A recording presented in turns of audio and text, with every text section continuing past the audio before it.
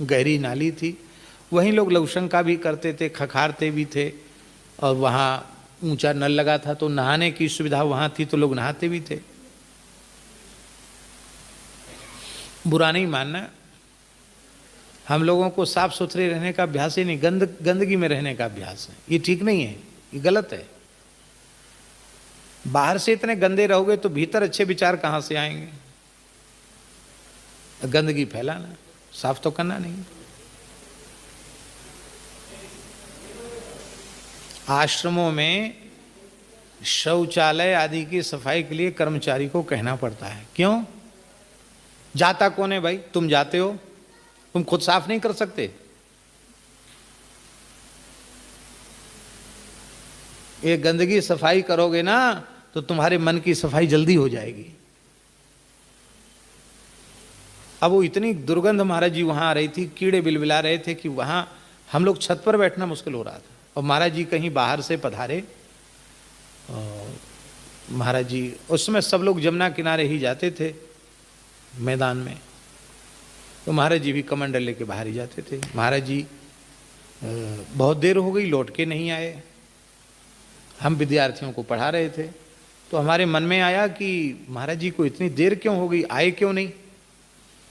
तो हमने उठ करके, जहाँ नल था ऊपर में, पूज्य श्री रामायण जी जहाँ पहले रहते थे वो जगह थी पानी की, आपने देखा होगा, वहीं स्नान करते थे महाराज। हम लोग सभी स्नान करते थे, जाते थे मैदान में, शुद्धि और स्नान वहाँ करते थे। तो महाराज जी नहीं दिखाई पड़े, लगभग 1 घंटा हो गया था। अरे महाराज जी कहाँ चले गए, इतनी देर तक नहीं आए? तो ऐसे ही सहज छत से झांक करके देखा तो धीरे धीरे महाराज जी भगवान नाम ले रहे हैं और अपने हाथ से उस कीच को तसला में भर भर कर दूर फेंक के आ रहे हैं। अब तो उधर बिल्डिंग बन गई, पहले बिल्डिंग नहीं थी। दूर जा करके भगवान वो कीच महाराज जी फेंक के आ रहे हैं। और महाराज जी काफी लंबी नाली थी, उन्होंने तो कभी साफ ही कर दी थी नाली, थोड़ी सी बची होगी। अब हम ऊपर से उतर के नीचे पंगत घर से होकर के सामने पहुंचे। महाराज जी आप ये क्यों कर रहे हैं? बोले फिर क्या करें? महाराज जी बोले फिर क्या करें? हमने कहा महाराज जी आप रहने दीजिए, हम कर लेते हैं। बोले सेवा में इतना भाव था तो पहले क्यों नहीं कर लिया? हम क्या उत्तर देते? सेवा में भाव तो न तब था न अब है। जी को कहा महाराज जी अब आप स्नान कर लीजिए, थक के आए हैं, बाकी काम हम कर देते हैं।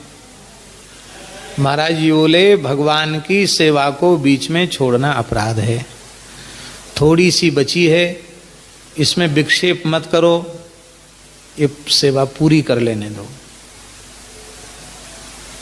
अपराधी की तरह हम खड़े थे। अपराधी कोई नहीं, इस बात का महाराज जी कर रहे हैं, इस बात का नहीं, लोग क्या कहेंगे हमको कि बताओ चेला जी खड़े हैं, गुरु जी कीच उठा रहे हैं। आप अपनी इज्जत का ख्याल था। ऐसा ही होता हम लोगों के जीवन में। जबकि हम क्या चीज हैं उनके सामने, पर मन की दुष्टता की बात बता रहे हैं, मन की वृत्ति कैसी होती है। हमने कहा महाराज जी गलती हो गई, हम कर लेते हैं।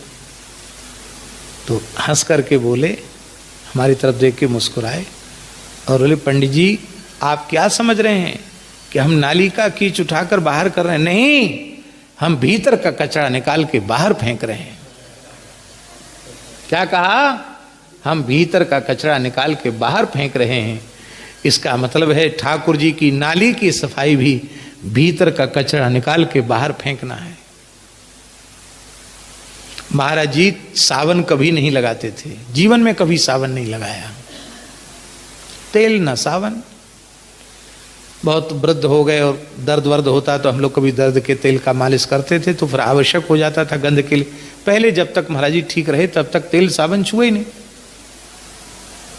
और तेल लगाने पर सावन की जरूरत पड़ती है, क्योंकि तेल से फिर गंध आती है, और फिर सावन की जरूरत पड़ेगी। तेल छोड़ो तो सावन खत्म अपने आप।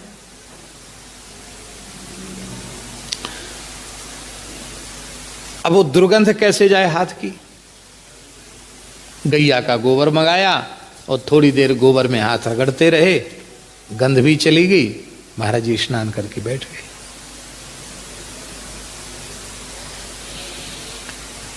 शरीर से सेवा, क्योंकि अन्न के बिना देह नहीं चलता और देह की शुद्धि सेवा से होती है।